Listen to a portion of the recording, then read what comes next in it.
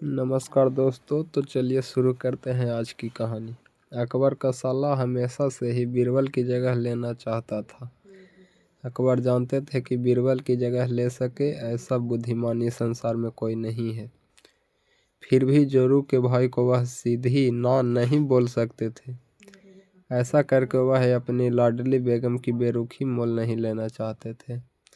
इसलिए उन्होंने अपने साले साहब को एक कोयले से भरी बोरी दे दी और कहा कि जाओ और इसे हमारे राज्य के सबसे मक्कार और लालची सेठ दमरी लाल को बेचकर दिखाओ।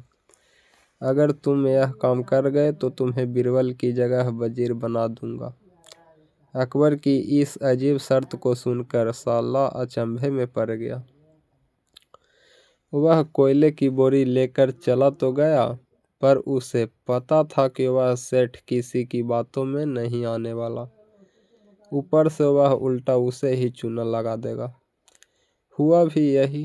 सेठ दमरी लाल ने कोयले की बोरी के बदले एक ढेला भी देने से इनकार कर दिया।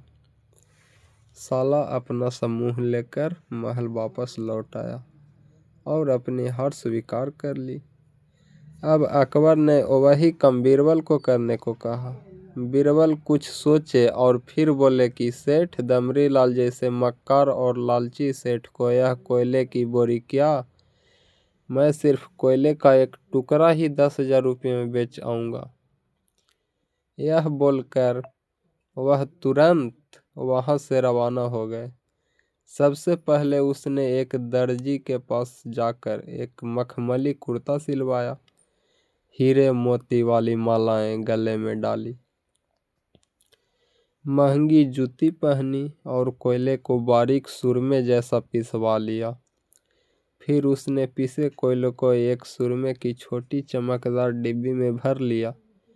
इसके बाद बीरबल ने अपना भेष बदल लिया और एक मेहमान घर में रुककर इश्तिहार दे दिया कि बगदाद से बड़े शेख आए हैं जो करिश्माई सुरमा बेचते हैं, जिसे आंखों में लगाने से मरे हुए पूर्वज दिख जाते हैं, और यदि उन्होंने कहीं कोई धन गाड़ा है तो उसका पता बताते हैं। यह बात शहर में आग की तरह फैली। सेठ दमरी लाल को यह बात पता चली।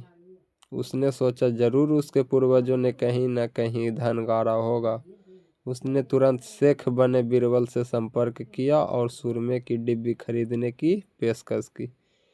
शेख ने डिब्बी के 20,000 रुपये मांगे और मोलभाव करते करते 10,000 में बात तय हुई। पर सेठ भी होशियार था। उसने कहा, मैं अभी तुरंत ये सुरमा लगाऊंगा और अगर मुझे मेरे पूर्वज नहीं दिखे तो मैं पैसे वापस ले लूंगा।